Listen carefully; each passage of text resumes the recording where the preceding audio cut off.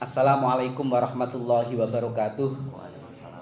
Bismillah, alhamdulillah, wassalatu wassalamu ala sayyidina Muhammad Rasulillah wa ala alihi wa sahbihi wa mawalah, la hawla wa la quwata illa billah, ma ba'd. Bapak-bapak, ibu-ibu, teman-teman media yang saya muliakan, alhamdulillah pada siang ini kita bisa silaturahim dalam rangka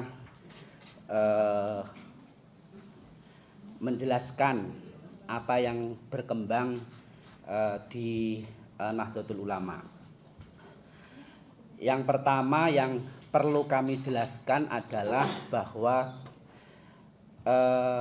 surat edaran pengurus besar Nahdlatul Ulama nomor 478/PB 4785/PB/PB-A-2 Romawi-10-01-99/11/2025 yang ditandatangani oleh Wakil Rois Am Pengurus Besar Nahdlatul Ulama, yaitu Kiai Haji Afifuddin Muhadjir, dan juga Khatib Suriah Pengurus Besar Nahdlatul Ulama, yaitu Kiai Haji Tajul Mafakhir, adalah benar dan sah. Cuman memang ada kendala teknis, nanti Mas Nur Hidayat yang akan menjelaskan. Hingga saat ini surat itu belum bisa di-stempel digital. Nah, itu secara dikdaya itu belum bisa di-stempel digital. Makanya yang nyebar itu adalah surat yang masih ada tulisan draftnya. Nah, itu sebenarnya surat itu adalah benar dan sah. Yang kedua yang ingin kami sampaikan adalah bahwa surat edaran itu adalah surat edaran tindak lanjut dari hasil rapat suriah Pengurus Besar Nahdlatul Ulama hari Kamis tanggal 20 November 2025 yang keputusannya sudah beredar. Saya kira panjenengan sudah tahu semua ya. Isi risalah sudah tahu ya. Nah, sudah beredar yang berupa risalah hasil rapat harian suriah Pengurus Besar Nahdlatul Ulama. Nah, diantaranya keputusannya adalah bahwa keputusannya adalah Kiai Haji Yahya Khalil Stakuf harus mengundurkan diri dari jabatannya dalam waktu 3 hari. Jika tidak dalam waktu 3 hari tidak mengundurkan diri, maka keputusan rapat harian suriah PBNU memutuskan untuk memberhentikan beliau dari jabatannya Ketua Umum PBNU. Itu hasil rapatnya. Karena tempo waktu 3 hari itu sudah dilalui, maka surat edaran itu menjadi penting untuk menjelaskan yang intinya nomor 3, yaitu yang intinya adalah surat edaran tersebut menyatakan bahwa Kiai Haji Yahya Khalil Stakuf tidak lagi berstatus sebagai Ketua Umum PBNU sejak terhitung mulai 26 November 2025 pukul 004 WIB. Nah, itu sehingga dalam hal ini selama kekosongan jabatan Ketua Umum, maka pemimpin Kiai Afifuddin Muhadjir dan juga Kiai Tajul Mafakhir sudah menyampaikan di surat edaran itu bahwa kepemimpinan PBNU sepenuhnya berada di tangan Rois Am selaku pimpinan tertinggi Nahdlatul Ulama sampai ada keputusan penetapan PJ Ketua Umum. Nanti ada rapat-rapat di PBNU yang akan menetapkan PJ Ketua Umum. Yang terakhir yang ingin saya sampaikan biar nanti cepat Mas Nur bisa menjelaskan.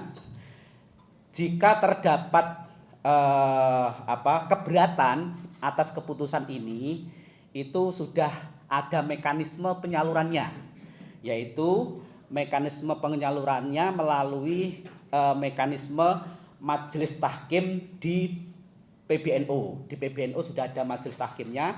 Konflik internal itu bisa diselesaikan melalui majelis tahkim. Nah, itu sudah ada peraturannya. Jadi ada Perkum nomor 14 Peraturan Perkumpulan Nahdlatul Ulama nomor 14 2025 tentang penyelesaian perselisihan internal pengurus besar Nahdlatul Ulama. Saya kira itu poin yang ingin kami sampaikan, dan secara teknis itu kenapa surat tidak bisa keluar dan Suriah juga tidak bisa mengeluarkan surat, itu nanti akan dijelaskan oleh Mas Nur Hidayat. Terima kasih. Kurang lebih mohon maaf. Wallahul muwaffiq ila aqwamit thoriq. Wassalamualaikum warahmatullahi wabarakatuh. Waalaikumsalam warahmatullahi wabarakatuh. Terima kasih, Kiai. Pada intinya adalah ada surat dari Suriah, yang surat itu kemudian ditandatangani oleh Kiai Afifuddin Muhajir sebagai wakil Rois Suriah. Wakil Rois Am. Saya ulangi, sebagai wakil Rois Am, yang kemudian surat itu tidak bisa distempel secara elektronik. Jadi di PBNU itu persuratan sudah menggunakan dikdaya persuratan, artinya sudah elektronik, sehingga jika ada proses tertentu yang itu menghalangi proses penandatangannya, maka penandatanganannya juga kemudian terhalang. Dan di sebelah saya sudah ada Gus Nur Hidayat yang akan menjelaskan kenapa kemudian stempel itu sampai tidak ada. Tapi pada prinsipnya surat yang dikeluarkan oleh Suriah PBNU yang ditandatangani oleh Wakil Rois Am Kiai Afifuddin Muhajir adalah surat yang sah dan bisa berlaku secara umum. Mungkin Mas Nur Hidayat bisa menjelaskan kenapa surat itu sampai kemudian stempelnya tidak bisa dibubuhkan. Terima kasih. Baik, terima kasih Mas Taufik. Yang saya muliakan Pak Kiai Sarmidi Husna, Khatib Suriah PBNU, teman-teman wartawan yang saya banggakan. Perkenankan saya menambahkan keterangan teknis terkait dengan informasi yang substansinya sudah disampaikan oleh Kiai Sarmidi. Pertama-tama dengan menyampaikan catatan kronologis proses pembuatan surat tersebut. Jadi yang akan saya bacakan ini adalah kronologi. Saya tidak akan menambahi dengan persepsi. Saya akan bacakan dan silahkan disimpulkan sendiri. Pertama, pada hari Selasa tanggal 25 November sekitar pukul 21:22 WIB,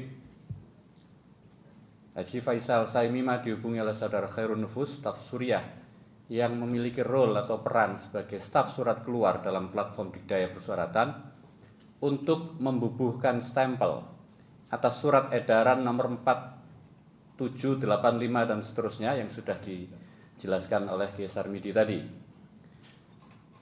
Meskipun berstatus sebagai super admin, ternyata hak untuk membubuhkan stempel telah dihapus dari akun saudara Faisal Saimima.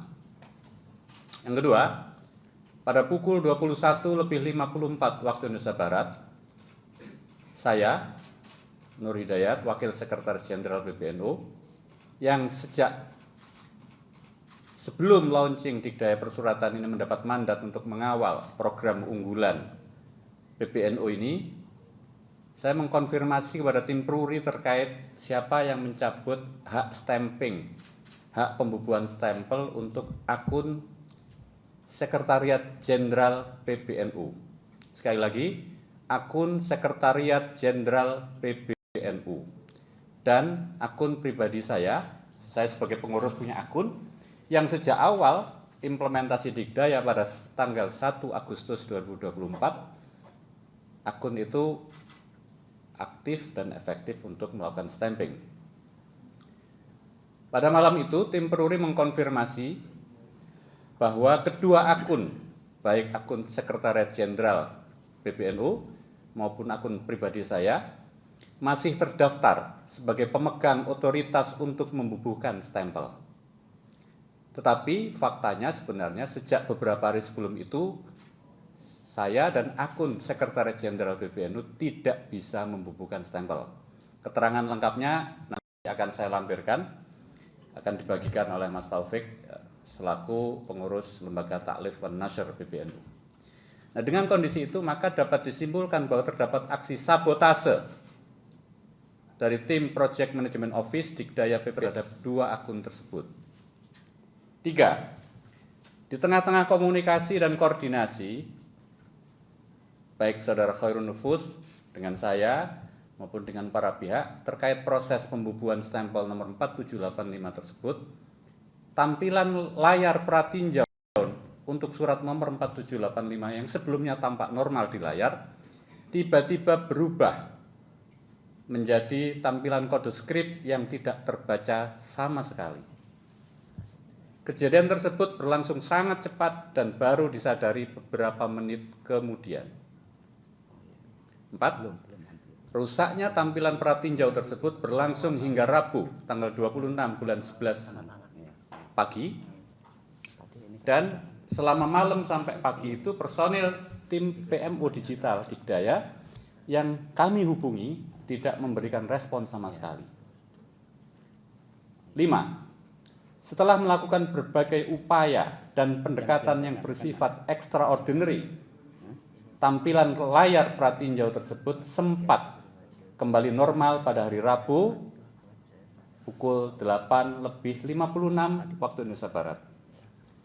Tampilan layar pratinjau surat nomor 4785 pada pukul 8:56 inilah yang kemudian beredar dan dibantah keabsahannya dalam surat nomor 4786. 6. Terkait dengan substansi yang tercantum dalam surat nomor 4785, Pengurus Besar Suriah menyatakan hal tersebut sah sesuai dengan fakta-fakta kronologis yang yang diungkapkan dalam surat dimaksud. Kiai Sarmidi tadi sudah menjelaskan substansinya benar, itu kan? Prosesnya juga sudah benar. Nah, kronologinya yang sedang saya bacakan sekarang. 7, ini poin terakhir.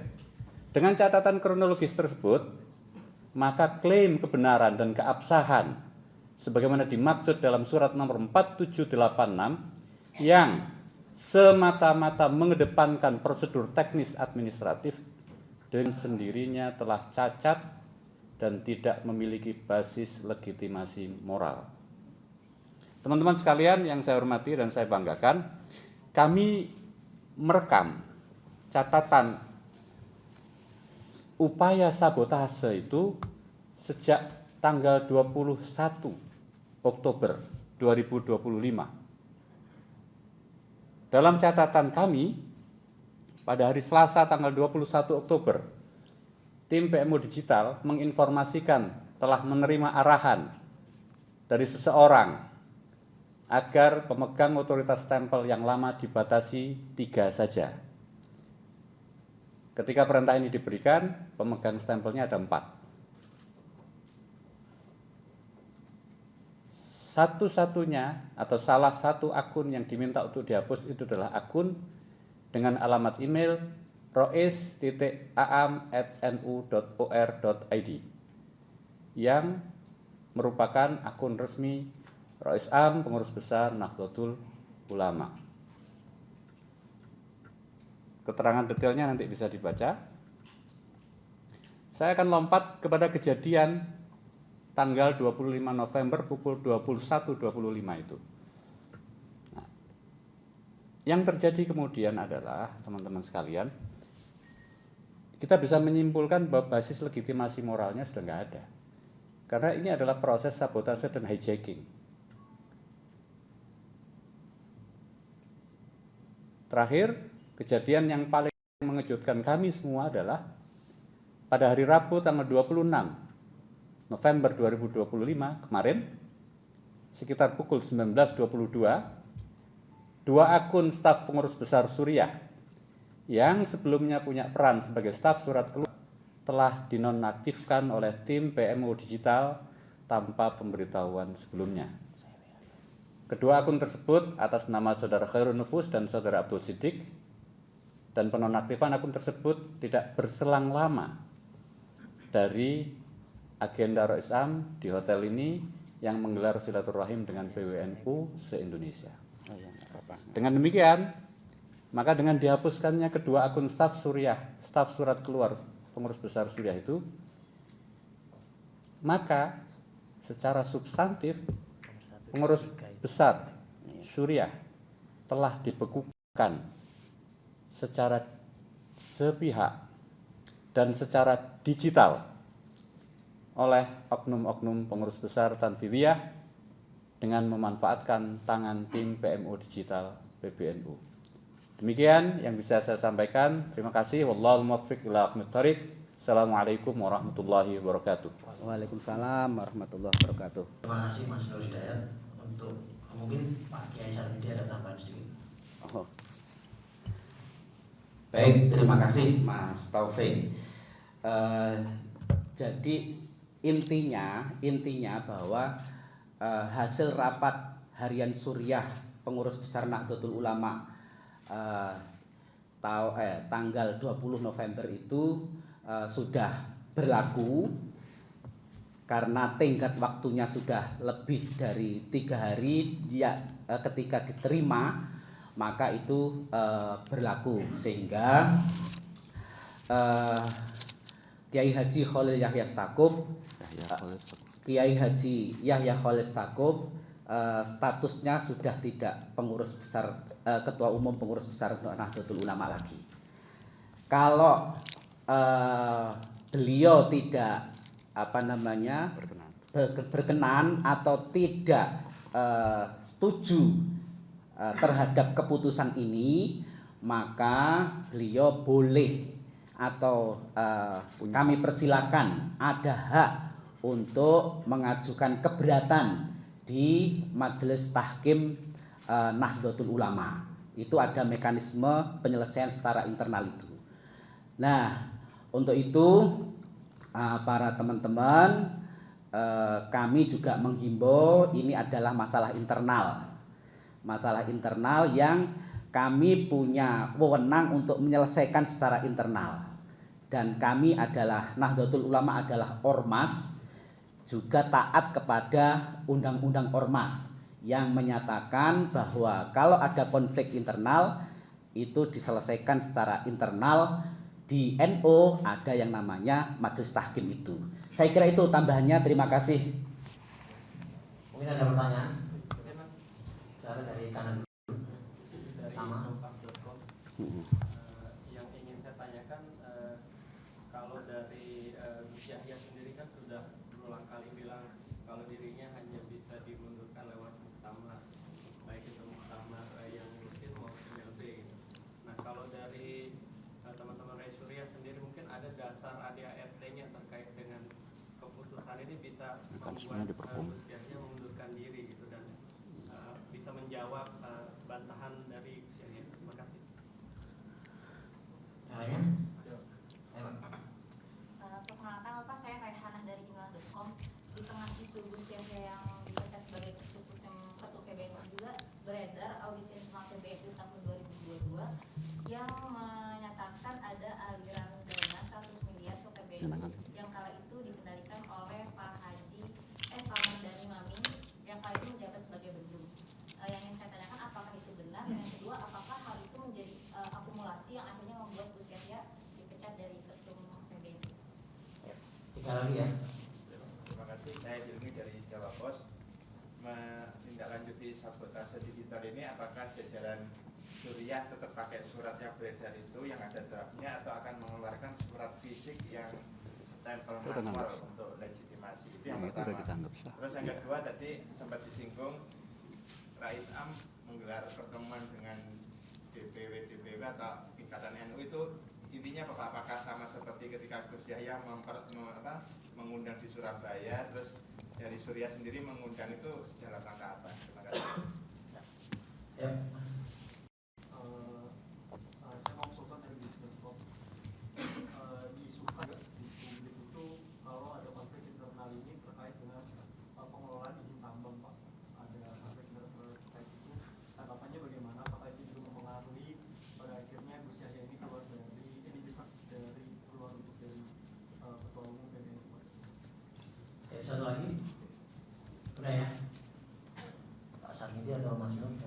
Geser Miti.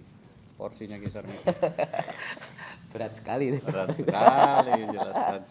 Biar gak tegang loh. Kok sawangannya abot. Iya. Ini kalau dulu Kiai Hasyim Muzadi itu kan sering, ini adalah dinamika apa namanya, organisasi. Guyonannya. Kalau orang NU itu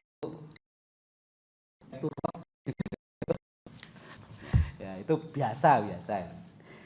Ya, terima kasih atas pertanyaannya. Jadi pemberhentian itu dasarnya apa? Intinya kan gitu ya. Nah, jadi kalau panjenengan mau lihat risalah rapat harian Suriah, ya itu kan ada poin 1, poin 2, poin 3. Nah itu kan poin 1, poin 2, poin 3. Poin 1 soal mengundang orang yang terindikasi atau terbukti ikut bagian dari Zionis, kemudian itu melanggar itu ngisi di AKN, Akademi Kepemimpinan NU, kaderisasi tertinggi di dalam Nahdlatul Ulama. Kemudian poin 3 itu terkait tata kelola keuangan. Itu kan dasar untuk memberhentikan. Nah, itu memang sudah memenuhi dasar yang ada di peraturan perkumpulan. Karena apa? Karena pengurus harian Suriah itu menganggap ngundang orang yang narasumber yang pro Zionis itu merusak reputasi perkumpulan, merusak nama baik perkumpulan, dan itu juga melanggar konun asasi dan paham Ahlus Sunnah wal Jamaah An-Nahdiyah.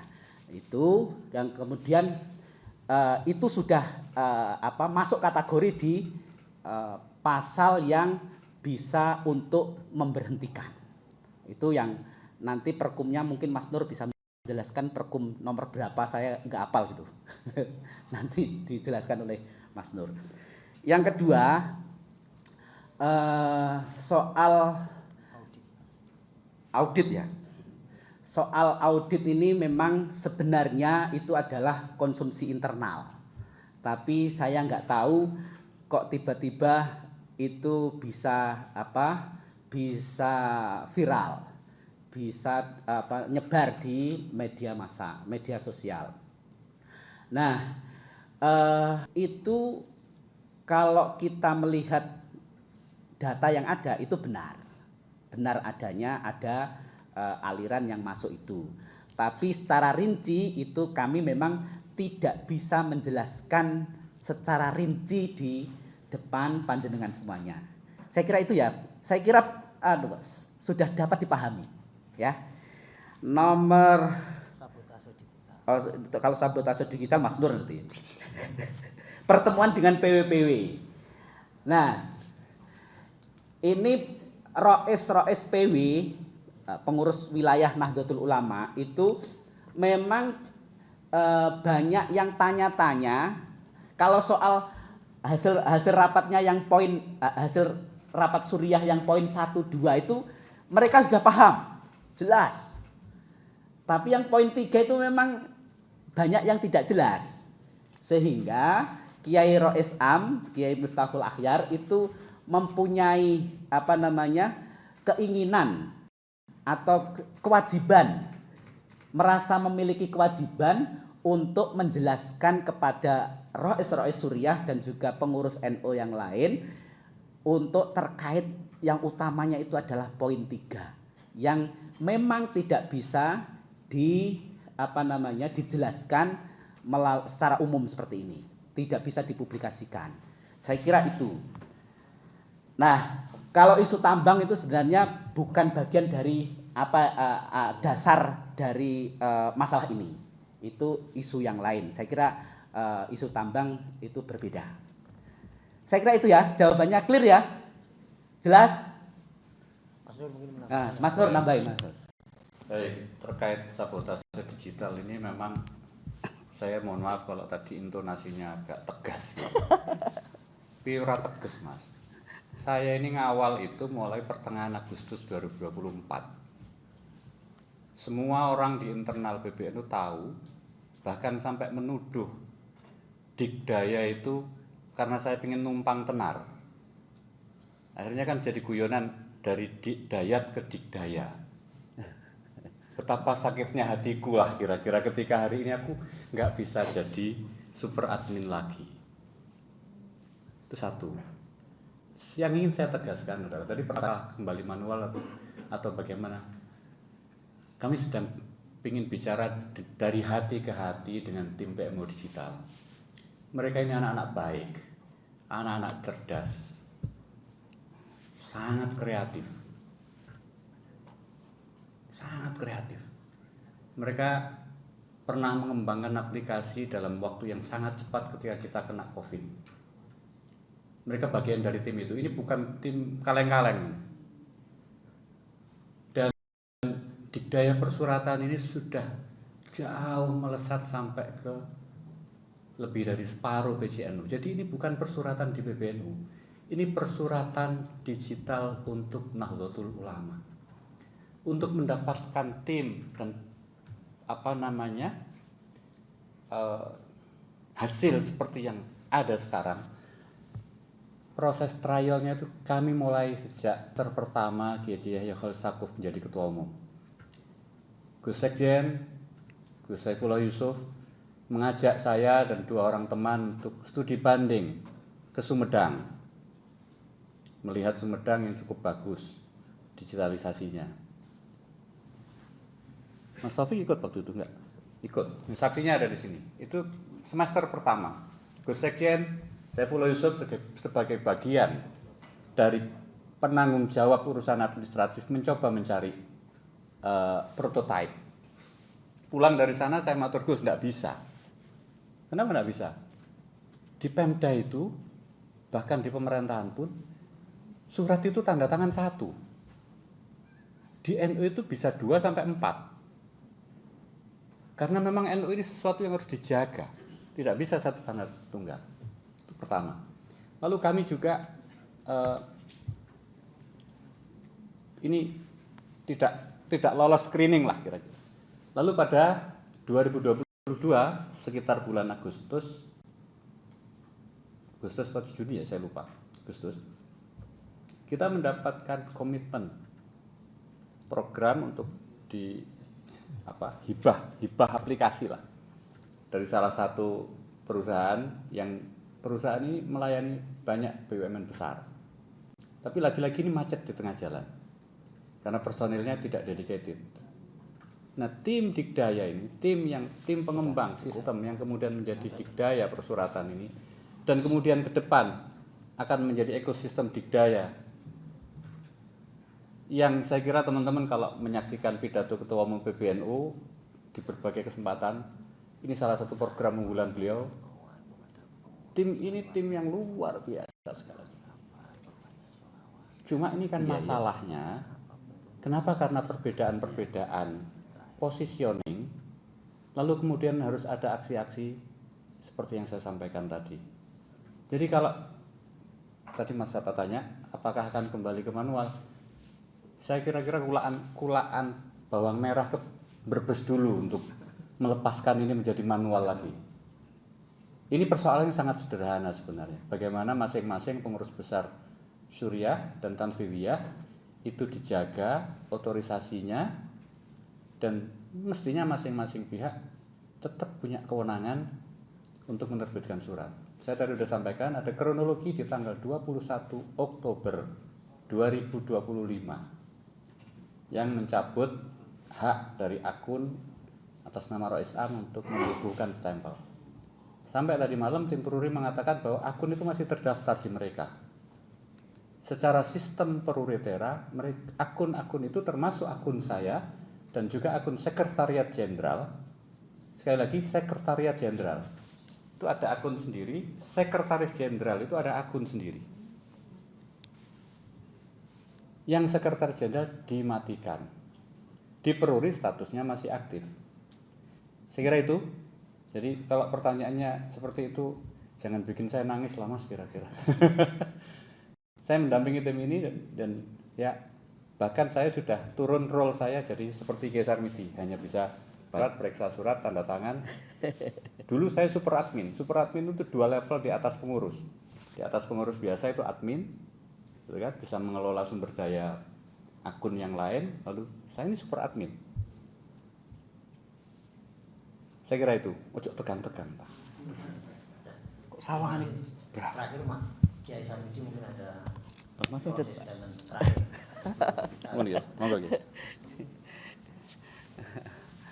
Baik, ini untuk teman-teman dan juga mungkin kami berharap kepada pengurus Nahdlatul Ulama dan juga warga NU, warga Nahdlatul Ulama, bahwa ini adalah masalah yang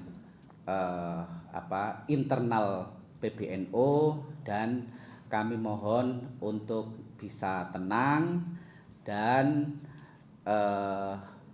menunggu apa yang didawuhkan oleh Rois Am pengurus besar Nahdlatul Ulama. Karena apa? Karena Rois Am itu pemimpin tertinggi Nahdlatul Ulama, itu berdasarkan anggaran dasar rumah tangga, anggaran dasar NU dan juga anggaran dasar Nahdlatul Ulama. Sehingga sembari menunggu apa yang nanti akan diputuskan, didawuhkan oleh Kiai Rois Am pengurus besar Nahdlatul Ulama, kami berharap pengurus NU dan warga NU untuk tenang dan jangan lupa untuk tetap berdoa untuk keselamatan dan kebaikan kejayaan Nahdlatul Ulama. Saya kira itu. Terima kasih. Lebih kurang mohon maaf. Wassalamualaikum warahmatullahi wabarakatuh. Waalaikumsalam. Terima kasih teman-teman semua. Mungkin kita cukupi dulu. Nanti di lain kesempatan kita mungkin akan memberikan informasi atau update selanjutnya. Terima kasih. Assalamualaikum warahmatullahi wabarakatuh. Waalaikumsalam warahmatullahi wabarakatuh. Terima kasih semuanya Mas, Mbak. Terima kasih semuanya Mas, Mbak. Nih tak tulis. Sama beliau itu, sama beliau. Haji Sarmidi Husna. Gitu ya.